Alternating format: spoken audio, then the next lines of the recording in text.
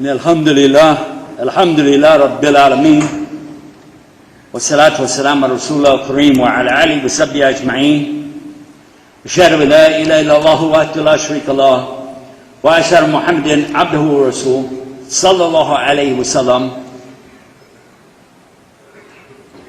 Did you think this was going to be in English? Okay, we'll do it in English. My name is Yusuf. Can you say Yusuf? Oh, they got it right the very first time. MashaAllah, my wife still pronounces it useless.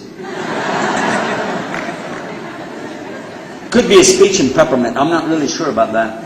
Anyhow, yeah, we're here and we're having a good time. Are you having a good time? Everybody having a good time? Allahu Akbar! Allahu Akbar! Al-Jihad! Oh, sorry, wrong. That was last week. How many of you enjoyed Sahib Webb's program?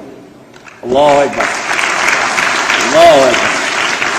First time I've heard Suhaib give a speech in, let's see, since 2002. Or 2002 we were up in New Jersey together. So all this time he's been studying over there. And look what he learned how to tell us about people using the bathroom in the masjid, mashallah.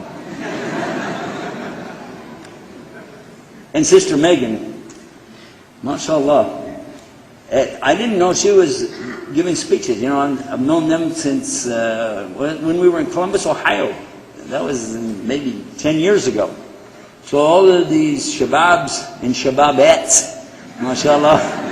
I don't know the word, I just make it up as I go, you know. They're coming along and they're doing a great job, and I'm really proud of them. And the brothers and sisters, and some of them, when I was here some years ago, they were little guys and other big guys, you know, mashallah. It makes me feel good to see it, that action, the activity, and this excitement, enthusiasm. In Arabic it's called Hamas, right?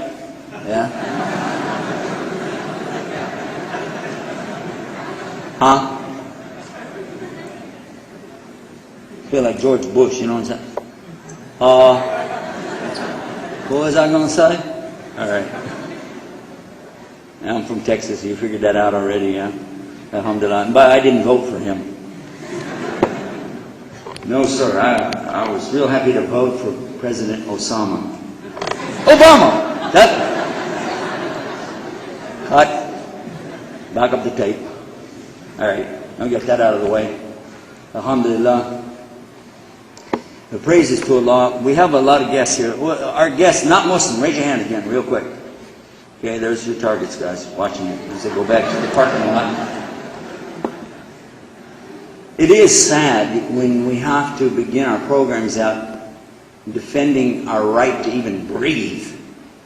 And in some cases, we feel like that. We feel like that we're being scrutinized and looked at under a magnifying glass, that any mistake we make is going to be, you know, on YouTube tomorrow and maybe on the 6 o'clock news the next day. So, but it is good in a way for us. Let's look at it at a bright side. That you and I know that we will have to answer for everything we've done on the Day of Judgment. Allah will ask us how we behaved, what we did, how we used the resources that He gave us. So this kind of in a way prepares us for that, you know. Realizing that people are looking at you, knowing that every little mistake you make, yeah, well, so what? You shouldn't be doing it. That's it. Be good. And then nobody can complain, right? But anyhow, what I wanted to do really was just play with my little game of words. I enjoy words very much. And I found that they're an excellent way to communicate. And I've been trying to use words for a very long time. I'm going to be using some tonight, as a matter of fact. And while we're doing that, we'll break it down and try to get an understanding of what we mean by what we say. And it is true that the way we use words can change from one decade to another. For instance, if somebody, when I was a kid, told me that they had been out all night long, you know, and surfing, and they came home with a whole lot of bites, I would assume that they went down to the water and a lot of maybe fishing. They got a lot of bites on the thing, or maybe mosquito bites.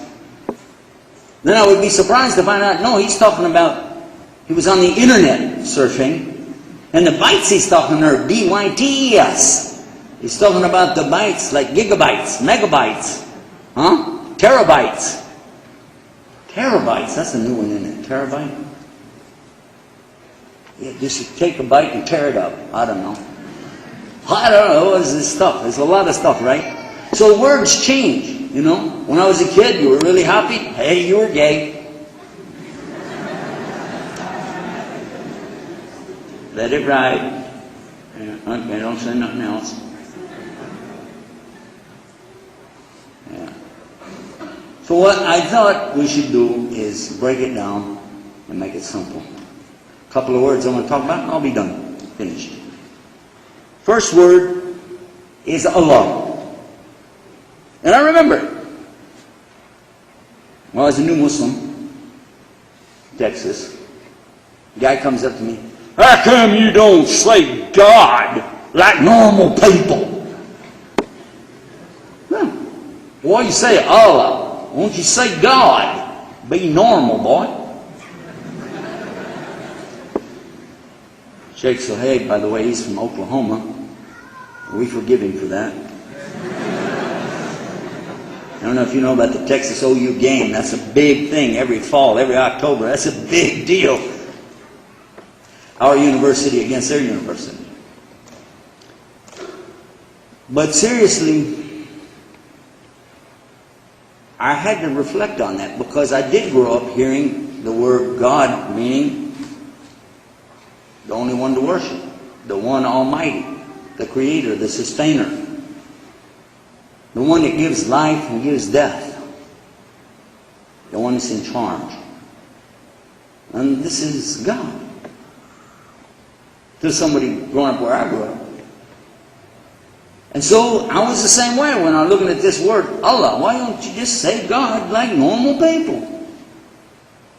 But watch the line of questioning that could come back. If a Muslim really wanted to get on your case, look what he could ask you. So you say God, yeah? And you're a Christian. Yep, that's right.